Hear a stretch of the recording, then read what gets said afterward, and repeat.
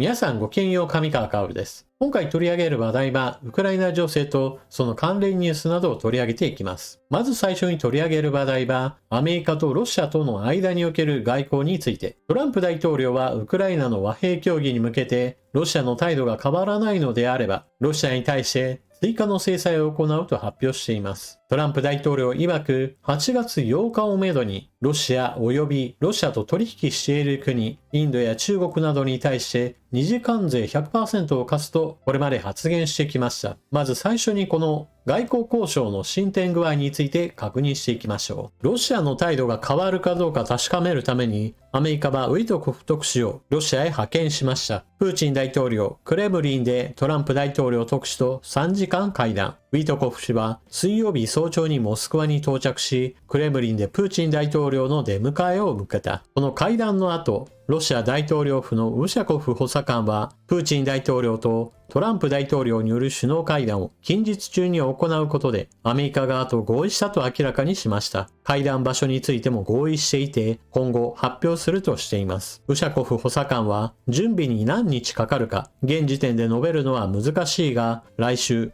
首脳会談を行うという選択肢が検討されており、我々はこの選択に前向きな姿勢だと述べました。トランプ大統領は特使とプーチン大統領の会談について以下のような評価を下しています。非常に有意義だった。戦闘を終結させられる可能性が高いとも指摘し、米ロ首脳による対面会談の実施に強い意欲を見せた。トランプ大統領は、特使と大統領との会談が非常に有意義であり、戦闘を終結させられる可能性も見えたというような話をしています。しかし、注意しなければならないのが、これまでトランプ大統領とプーチン大統領、電話での首脳会談は何度か繰り返し、その度にトランプ大統領は、電話首脳会談はうまくいった。戦争はもうすぐ終えることができるだろうというような見込みを何度となく抱いたと言います。ちなみにこの話の続きというのがトランプ大統領自身も述べているのですが、意気揚々と家に帰ると、その度にメラニア夫人からあなたは戦争が終わりそうと言うけれど、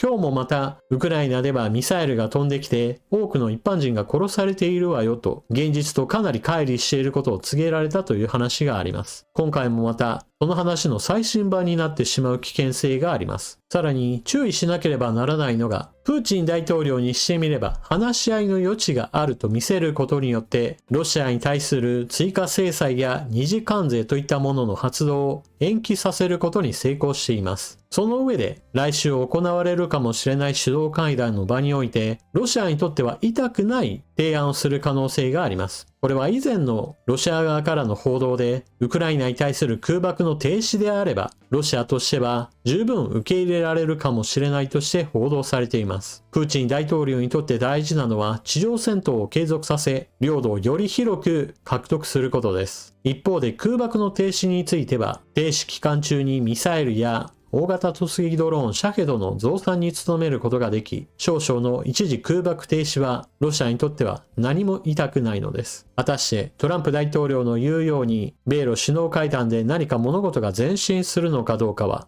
期待値を低く設定した上で行方を追っていきましょう。8月8日のロシアに対する二次関税の発動については、ほぼほぼ延期になってしまったと見られますが、巻き添えを食っている国に対しては、トランプ大統領は強く出ています。トランプ大統領がインドの関税を 50% に倍増、ロシア産原油購入に報復。トランプ大統領は、インドによるロシア産原油購入に対する報復措置として、インドからの輸入品にかかる関税を従来の 25% から 50% へと引き上げた。インドに対しては、7日午前0時1分に 25% の関税がまず発行され、それに上乗せする形で追加の 25% が今後21日以内に発行される予定だ。トランプ大統領は5日に行われたNBC のインタビューで、インドは良き貿易相手ではなかったと述べ、彼らはロシアから原油を買っており、その資金がロシアの戦争マシンを支えている。そのため、今後24時間で関税を非常に大きく引き上げるつもりだと警告していた。インドは中国に次ぐロシア産原油の輸入国。昨年のインドによるロシア産原油の輸入額は約7兆7500億円だった。トランプ大統領はロシア産原油を購入する他の国々も同様の制裁対象となる可能性があると示唆した。この可能性がある国というのは、インドと同じく大量にロシアから原油を購入している中国の名前が挙がっています。インドに対しては、25% にさらにプラス25、合わせて 50% の関税を課すとしています。この上さらにロシアに対する二次関税 100% といったものを上乗せするのか、それとも先行して 25% 付け加えたのだから後から 75% をさらに上乗せしてくるのか。どちらになるかはほぼほぼトランプ大統領の気分次第です。そして本当に中国に対しても二次制裁を課すかどうかについては、米ロ首脳会談の結果にも左右されることでしょう。さて、前回の動画で取り上げた話題の続報を取り上げておきます。前回の動画では、ロシアの旅客機事情について状況が非常に悪くなっており、海外に助けを求めているというニュースを取り上げました。ロシアによるウクライナ侵略その前の段階においては、ロシアの旅客機業界は欧米製の旅客機を大量にリースで保有していました。しかし侵略以後においてはサポートを受けることもできなくなり、正規の部品交換も行えなくなりました。そのため共食い整備や代替品を闇市場で探るなど、ロシアを飛ぶ旅客機の整備状況は悪化の一途をたどっています。そこで友好国の一つになんとか旅客機丸ごともしくは整備状況に応じたサポートを受けられないかとエチオピアに打診したというニュースを前回は伝えました。その続報です。エチオピア、ロシアへのボーイングとエアバス機のリースを拒否。エチオピアの航空局は協議のため訪問したロシア代表団の訪問を拒否した。さらにエチオピア航空グループのメスピン・タセフ CEO はロシアとの航空機リースに関する実質的な協議は行っておらず合意にも至っていないと述べた。ロシアはアメリカの制裁下にあり、エチオピア航空はアメリカと強固な業務関係を築いています。当社は国際規制及び米国法に従って運航しており、これらの法律に違反するリスクを負うつもりはありませんと経営者は述べています。ロシア企業は航空機の不足に苦しんでいます。開戦後、ボーイングとエアバスの航空機を購入する機会を失っただけではなく、修理の機会も失ったためです。ボーイングとエアバス社の旅客機は民間航空の3分の2、旅客輸送の 90% を担っていました。純正スペアパーツとメンテナンスが不足したため、航空会社は相次ぐ事故に直面しています。2024年だけでも208件の航空事故を記録しました。では、ロシア国内の旅客機の事故についてはどうなのでしょうか。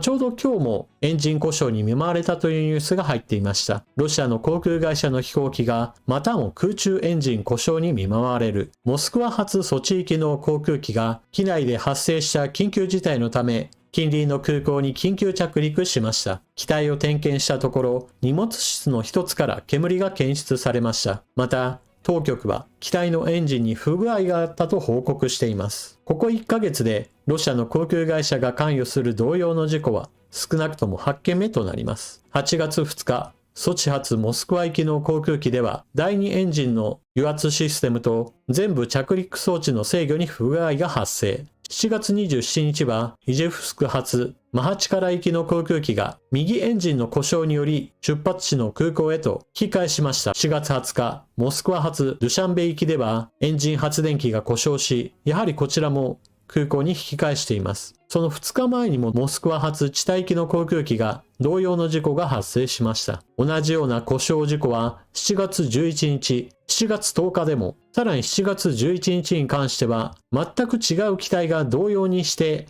エンジンの故障により出発空港に引き返しています。国営企業ロステクの社長は今後数年間でロシアの航空会社は保有する外国機のうち少なくとも200機を廃棄せざるを得なくなるだろうと警告しています。旅客機は2機あるエンジンのうち1機があれば飛行を継続することができます。しかし、たびたび2分の1でエンジンが故障する事態に見舞われていることから、そのうち2つともエンジンが故障する事態に発展する可能性は当然高まっています。そして、ロシアの航空業界においては、欧米製の旅客機以外にも一応国産の旅客機もあります。しかしそれらは生産から40年、50年といった非常に古い機体であり、ソ連時代に作られた旅客機が現代の欧米製の旅客機と比べて安全性がどうなのかといえば当然のように非常に脆弱なものです。戦争が長期化することに伴ってロシアの空の旅はソ連時代へと戻っていく可能性がどんどんと高まっています。さて続いてはロシアの軍事費は国家予算の 30% を超えています。しかし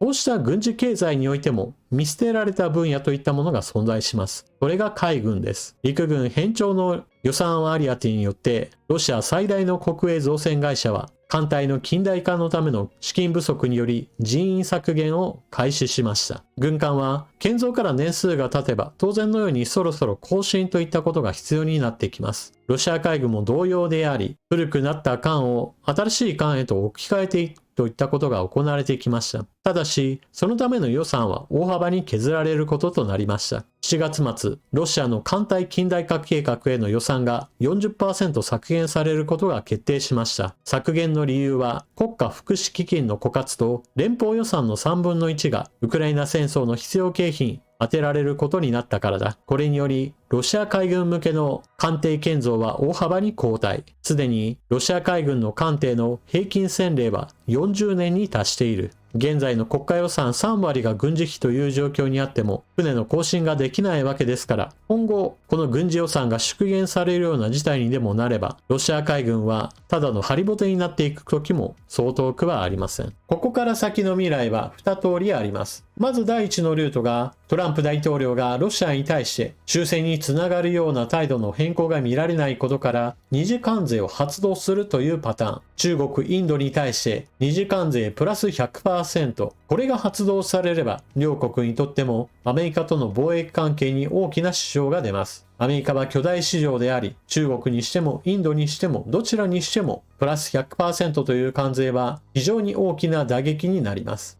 それだけにロシアとの関係を見直す可能性が高くなるわけです。ロシアから石油や天然ガスを購入することをやめれば、当然のようにロシアにとっては大打撃となります。戦争を続けるための軍事経済のその収入源が失われるわけです。そして2つ目のパターンというのが、グダグダとした外交の引き延ばしに乗ってしまい、結局二次関税発動が行われないパターンです。米ロの首脳会談が行われることによって何かことが決まるのであれば、そうした部隊は必要でしょう。しかし、現状ではプーチン大統領が侵略をやめるというような気配がないことから、首脳会談が行われるのはあくまでも話し合いの余地があることをプーチン大統領が示しただけであり、トランプ大統領が制裁を発動させるのをストップさせるためだけに何らか切り捨てやすいカードを提示するだけかもしれないと考えられることです。私はこの2つ目の案である制裁発動がされずにグダグダとした外交で引き延ばしがされてしまうのではないかということを心配しています。人によっては最初の案、トランプ大統領は速やかに二次関税を課し、ロシアに対して大打撃を与え、それによってウクライナ戦争が速やかに終結へと向かうという